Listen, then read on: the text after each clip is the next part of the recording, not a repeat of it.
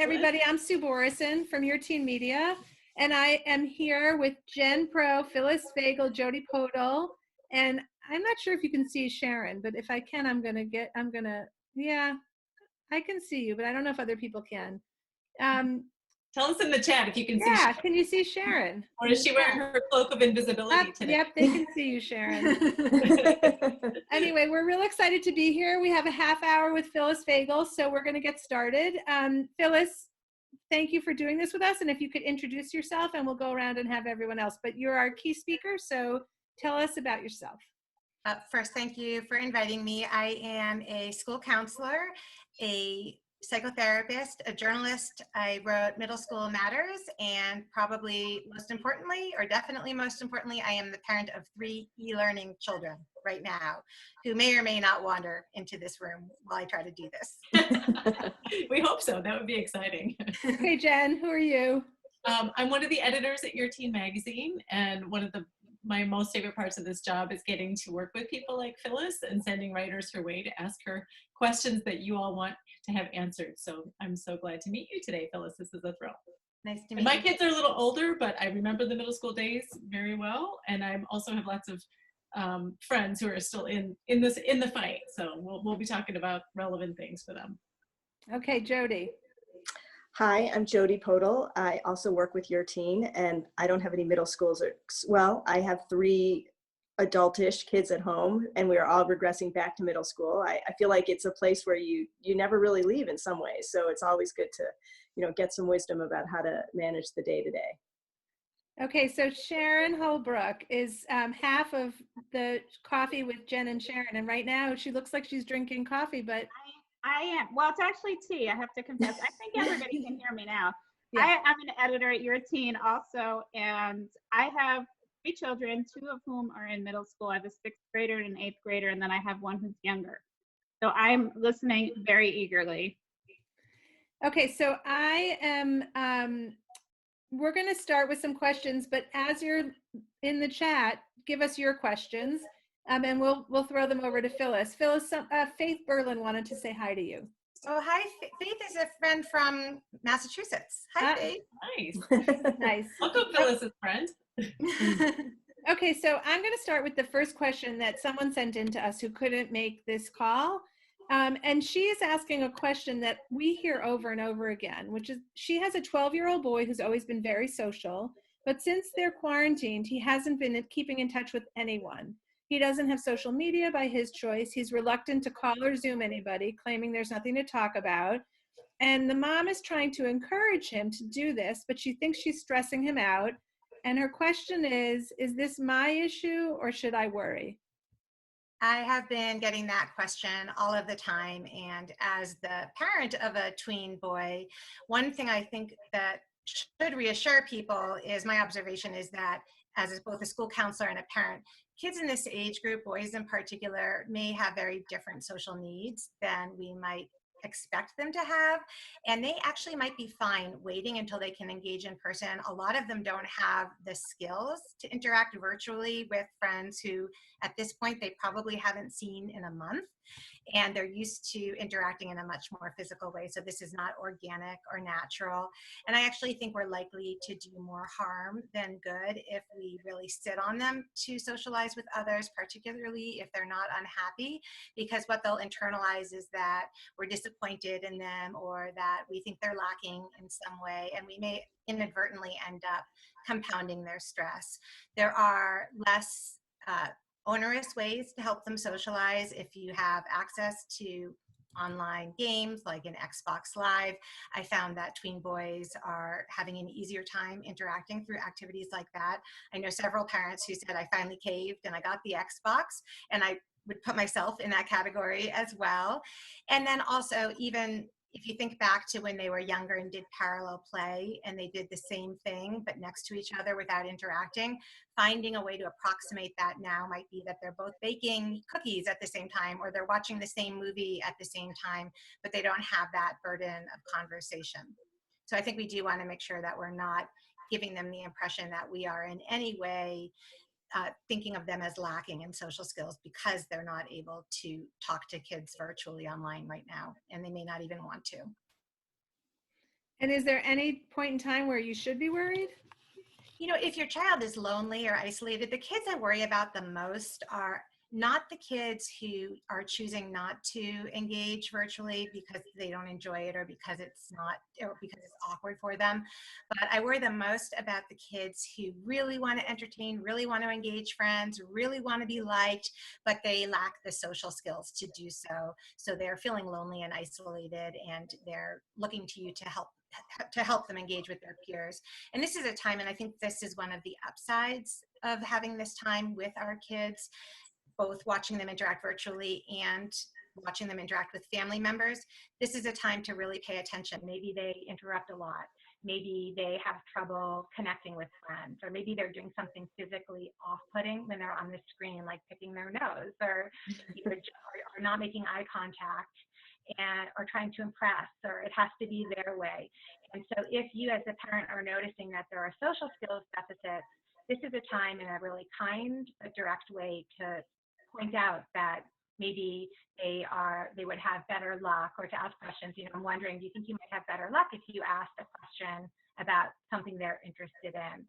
This is a time to really work on those social skills, because they may not be sought out as a play date, but very much want to be connecting with kids. And I'd also, for those kids, be looking for opportunities through the school, if there are lunch bunches, any kind of non-exclusive activities that they could participate in, and even consider a lot of group therapy practices are doing social skill teletherapy groups, which gives them an opportunity to practice the skills in a safe setting, not with their peers. Where would you find those? You know, you can go to, if you have a school counselor, if somebody wanted to reach out to me separately later, I'm happy to provide some of the resources that I know about. They're local, but at this point, I'm not sure that it matters where someone is based. We have several practices that are doing that in our area, including Albert Baker.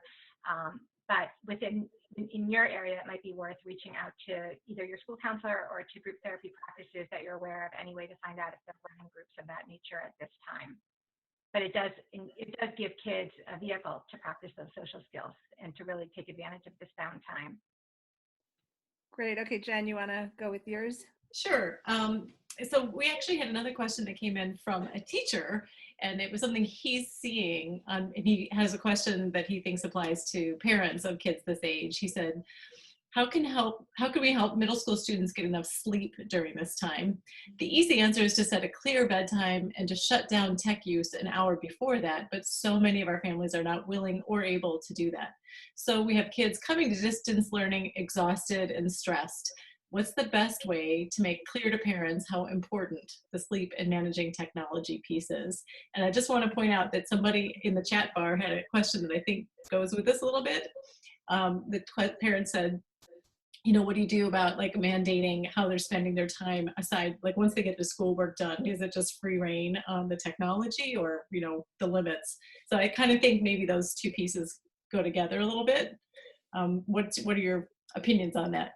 So when it comes, I'll start with the technology. I think the most important thing we can do right now with technology is first cut ourselves some slack, because we are not going to be able to control it to the same extent we normally can. And I think the focus should be on preventing the formation of bad habits.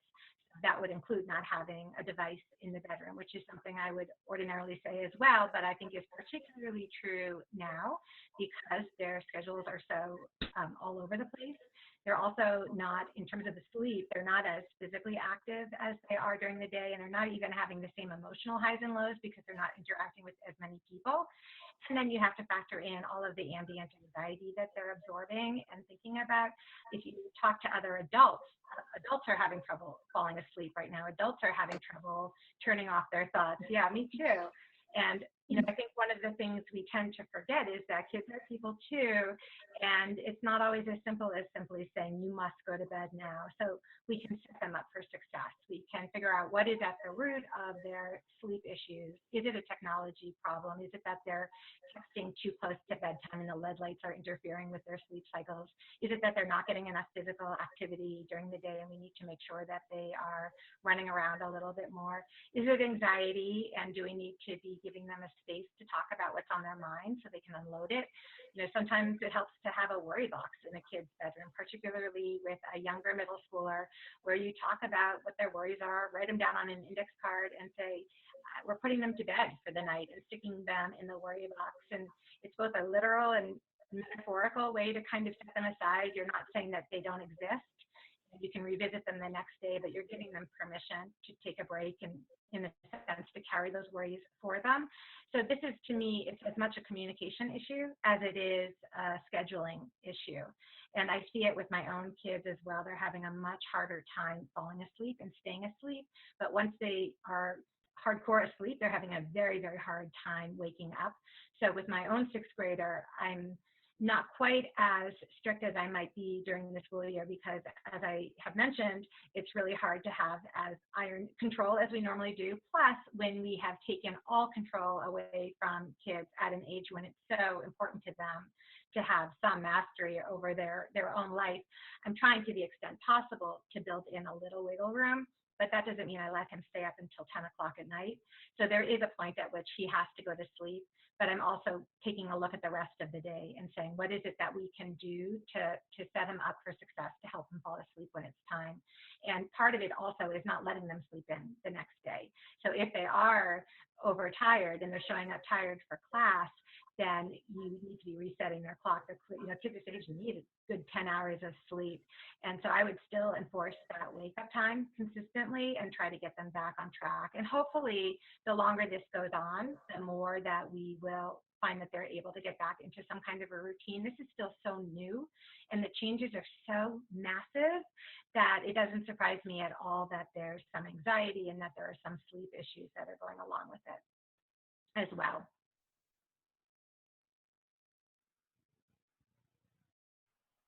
I think you're muted, yes. Yeah. Your sound is a little hard for people to hear, so I'm muting all of us while you're speaking. Okay. And I'm going to unmute Jody to ask her question. Okay, sorry. This is a question too, that they're eighth graders, so on the other end of the middle school spectrum, who are at home now and with all this time to now start worrying about high school. Do you think that the middle school and high school should work together to kind of help transition those kids? And maybe even that's something that they could do now, since, there does seem to be these kids, even with their learning, they have a lot of time on their hands. Yeah, in an ideal world, kids are doing a step-up day and they're getting to see the high school. In an ideal world, maybe they were also going to football games or getting a chance to really become familiar with that environment, having a chance to talk to a counselor or to meet their future teachers. Obviously, none of that can happen, at least in the same way. And I've been thinking a lot about the transition back to and what schools can do to help kids get back into that rhythm. One of the ideas that I've been thinking about that parents could suggest and see if it's something that might appeal to their districts is to have kids spend a few days at the very beginning of the year, even a week or at minimum a day, to revisit their old teachers, to finish off the year in a way that allows them some closure and allows them the comfort of reconnecting with the last teachers they had before they moved on, so that the new ninth graders would still be with their eighth grade teachers. Maybe they could fold in a chance to go up and visit the high school in that time. Beyond that, if you have a child who is really anxious about the transition and they're anxious and you're not going to have that opportunity to step up and to go visit the school, I would reach out to the head of the counseling department. You may not know who the counselor will be that's assigned to them specifically, but you could reach out to the head of the department and ask to have them be connected with whomever is most likely alphabetically to be assigned to them, and give them a chance to get to know them and ask questions. Hopefully schools will do some virtual meetings to give kids a chance to get familiar with the new environment. But when push comes to shove, they are going to have a hard transition coming back. I'm also hoping that we do less in the way of starting with rules, policies, routines, and expectations, and do something that marks perhaps some of the occasions, rituals, traditions that were missed, or that kicks off the year in a more celebratory way, maybe with a community-wide picnic. Just focusing on rebuilding community instead of focusing on behavioral and academic issues. Yeah. We have a lot of questions coming in for you, so let's see, hopefully we can get through most of them. Kimberly's having trouble getting her son to find some balance between being online so much, which I think is fairly common because they're doing schoolwork, they want to be with friends, they're playing games, and then there's also these other Zoom meetings so it could be a whole day in front of your screen. So the question is, how do you set some boundaries? Yeah. Or should you set boundaries? So yes, I do think that we need to be setting boundaries. The key thing with middle schoolers is that we have to engage them in the problem solving, because if we just tell them what to do, they're either going to find a way to rebel, or they're going to be defiant or defensive. They're going to get upset. You know, as a small example, I always give a warning before I end the video game. You know, in 5 minutes, I'm going to be telling you, you have to get off. There's nothing that infuriates a middle school boy more, a boy in particular, more than yanking away the game when they're about to have their final point. So you do want to be respectful of what's important to them in that sense, but you do want to set boundaries, and you want to be talking to them about what is reasonable and what makes sense. The other day, my own child was complaining that he had a headache. And I said to him, is it possible that you have a headache because you're spending so much time either on Zoom or Xbox or on texting with friends? And he paused and he thought for a minute, and he said, you know, yeah, I think it is possible. It hadn't even occurred to him. So I think we want to be approaching the topic with a lot of curiosity. You know, what are the pros of being online so much? What are the cons? If you can, I think it's important to carve out one afternoon a week where there's no screen time. I love the schools that are making it possible by coordinating with all of the subjects in all of the content areas so that there's no reason for a child to be online one afternoon a week.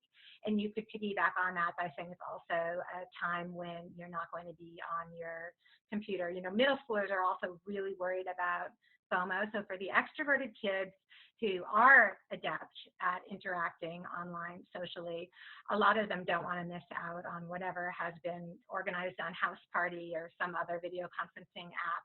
So in that situation, you can either join forces with other parents and say, okay, House Party time is 3 to 4 in the afternoon when everyone is done with their work, and once they're done, that's it. And you know, none of their friends are going to be on at the same time. Or you can just talk to your child about what they think might be reasonable for them. But I think that if we end up allowing them to just continuously be on all of the time without asking them to take a critical look at their use, and we can also ask questions like, what are you doing online? I think there's a big difference between whether a kid is just scrolling through other people's feeds and wondering why someone didn't invite them to participate in something versus a child who's on there because he's using FaceTime. I heard a funny story the other day from a 6th grade girl, and she was saying that she talks on Zoom with her friends, but the boys can't do that. The boys have to use FaceTime. And I said, why do the boys have to use FaceTime? And she said, because they have to move while they talk, and they have to get all up in each other's business. So they're like, open your refrigerator. When did you get that Coke? Or turn around. Is that your dad? Is he still in his boxers? Dude, when is he getting dressed? And so it's really funny thinking about how boys and girls are using the technology so differently. But if your child is using it in a way that's really helping them connect to others, that's going to help their mental health, assuming they're interacting with kids who are kind and who bring out the best in them. But if they're on there just looking at what other people are doing and feeling left out, or feeling bad about their home situation, or whatever it might be that they're comparing themselves to, then it's going to work against them. Phyllis, can you try and move closer to the computer because the sound got. Okay, let me see the volume too. It's on, the volume's on the highest. I also have to say that I don't have a middle schooler, but I feel like you just described my husband with that, with the FaceTime versus the Zoom. Funny. Yeah. So sorry. I don't like to have any hard and fast gender differences in general, but there are definitely some themes that are coming up more often in distance learning than I might necessarily encounter ordinarily. And one of the ones is the first question you asked me about boys not being able to socialize online. I just think that they're unable in the way that girls are to kind of just chill and sit and talk. It's really not how they're socialized. And so we're not only asking them to figure out a new way to communicate, we're asking them to do that overnight, and then we're making them worried on top of it that they're not doing it well or that they're not capable of this. And so I just want to make sure we don't compound the anxiety by expecting something unreasonable from kids who really are still developing those skills. Speaking of anxiety, there's a really good parent question in here about when our kids come to us with their frustrations and their anxiety about what's going on. This parent wanted to know, should we share our own frustrations and anxieties, or is it better just to not? We don't want to compound their anxiety. Is it doing more harm or more good if we say, yeah, I have those same fears or anxieties? Yeah, I think we want to keep it real and authentic without compounding their stress, and that's a fine line. So if you are secretly worried that, having catastrophizing and worrying that your bank account might be drained and you might lose your jobs and everyone you love is going to die and you might get sick and they may be orphaned, I wouldn't share that with them. If you can recognize that your own thoughts are off kilter and that you're spinning, that would be a time to do what you have to do to be a non-anxious presence for them. If your concern is, I'm a little worried that you might miss that it's going to take a while to go back to normal, or that, we're missing out on fun things that we ordinarily like to do. I think that's totally fine and valid to share, and in fact is validating for the child. The most important thing I would do, though, is to be following up with what they say. So if they say, are you anxious? That's an opportunity to turn it around a little bit. And you can say, oh, yes, of course I have worries too, but I'm really curious about yours. What's on your mind? They're really looking to talk. They're egotistical as it is. Yes, they're kind of interested in what you're worrying about, but really what I would take from that is that they're looking for an opening and an opportunity to talk about their own concerns with you. Okay, sorry. Here's the next question. So this is from someone who was worried about her daughter who is really struggling with the online learning, and how much should, I think in this particular case she does have an IEP, but how much should she be pushing, or should we be pushing our kids? And this a little bit ties into the boy, but like if it's not going well, or what's the move? So I see two groups of kids who are really struggling with online learning. One is the group of kids who have accommodations or interventions, maybe a 504 plan or an IEP. But there's a second group of kids who are perfectionists and who are used to doing very well, and who perhaps are accustomed to getting a lot of in-person reassurance because of their anxiety from the adults in the school setting. So it's been hard for them as well. So kids are struggling at both ends of the continuum. What I've been telling parents is I will be surprised if kids remember content-wise very much of anything that they acquire right now. That doesn't mean they shouldn't be trying to engage. It doesn't mean that they shouldn't be trying to absorb the material. I think there's a lot of value in the distraction, and a lot of value in thinking about something other than coronavirus, and a lot of value in having that routine and that schedule to the extent possible. But if it's causing tension at home, if it's causing conflict, and you could alleviate some of that tension by allowing them to bag a Zoom lesson or allowing them to skip a particular assignment. Every teacher I know and work with, and this is something I have heard over and over again, would prefer that parents not engage in a battle over this stuff with their kid. Either punt it back to the teacher, who's likely to reassure you that you should just do what you can, but know that teachers are 100% prepared to reteach and review and just meet kids where they are when they come back. And they also recognize there are some kids who don't have access to technology. There are some kids who don't have the right accommodations, or who can't work independently, or who really need an aide next to them, or whose anxiety is completely impeding their ability to store information in long-term memory.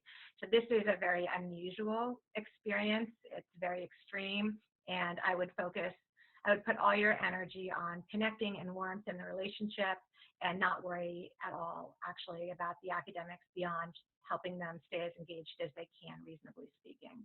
Well, for most of us, that is a huge relief. We're off the hook. Yay.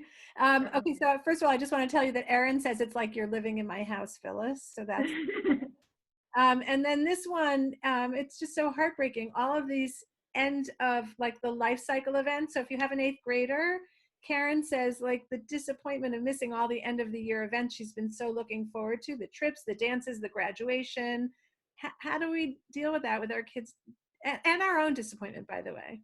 Yes, and I think that I can completely relate to that. I have a senior in high school myself, and so I vicariously am experiencing that. I actually have been pretty impressed with how he's rolling with it and managing it, but I feel that disappointment for him too. And I think as parents, that's how we're wired. We want to shield our child from all disappointment. We want to shield them from sadness.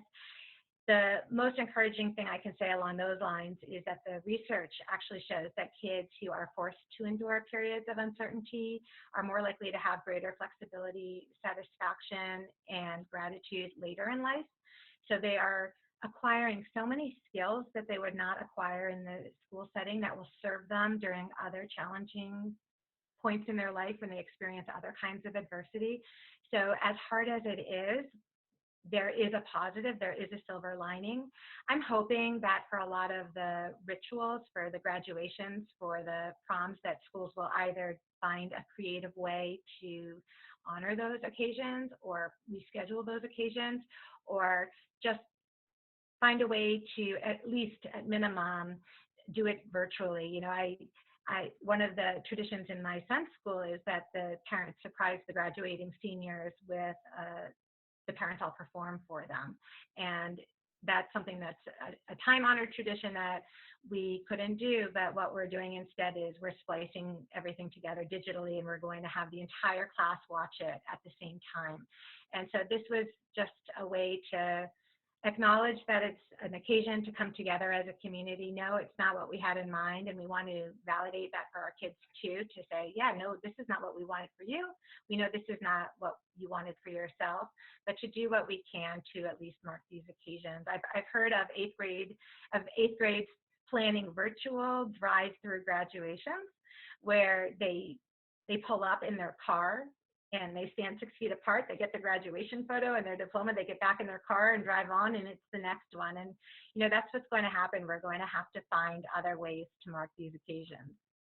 Can you repeat, for several people have asked, please repeat the statement about the benefits of being forced to endure disappointment? Sure.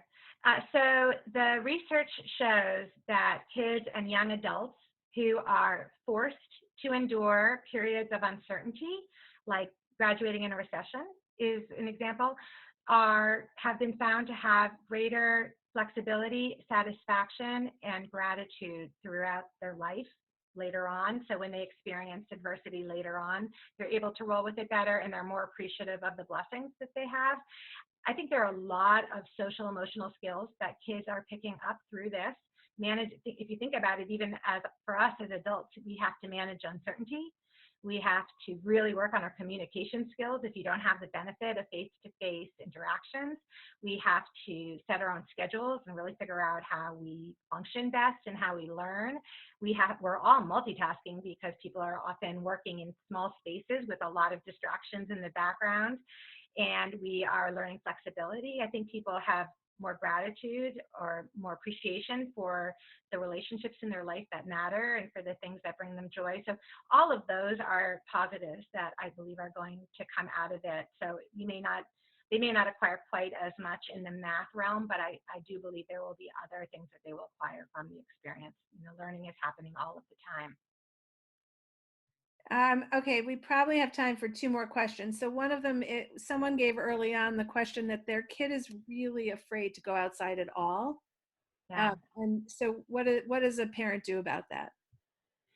So if the child is too afraid to go outside at all, you know, the way to extinguish a phobia, which is essentially what that is, and I'm imagining that has to do with fear and germophobia, is to have small exposures. I also would turn off the news. You know, a lot of kids, they see the news and it's the same report over and over again, but it just feels like even if it's the same station reporting that a certain number of people died in the city, by hearing it over and over again, they think more and more people are dying. They have a really hard time kind of figuring out how to interpret that information. So we want to limit their exposure to upsetting information and limit their exposure to the conversations they're hearing us have, particularly if we're anxious to. A lot of the students and children that I've been counseling who are having a lot of germophobia will share that their parent is having a lot of the same fears. And so just really be mindful of what you're communicating to them. If you're spending 4 hours wiping down the grocery bags and leaving them in the garage for 72 hours before you're willing to bring them in the house, you might be almost taking more precautions than you need to and inadvertently sending the message that there's more to fear. But I would get them outside, even if it's just sitting in the backyard or jumping rope in the backyard, and just help them slowly but surely venture a little bit farther. I do worry on the other end of this that we'll see some school phobia or some aversion to school, or an unwillingness to engage back in society. So I do think in the same way that we want to prevent the formation of bad habits, we want to be extinguishing these phobias to the extent we can.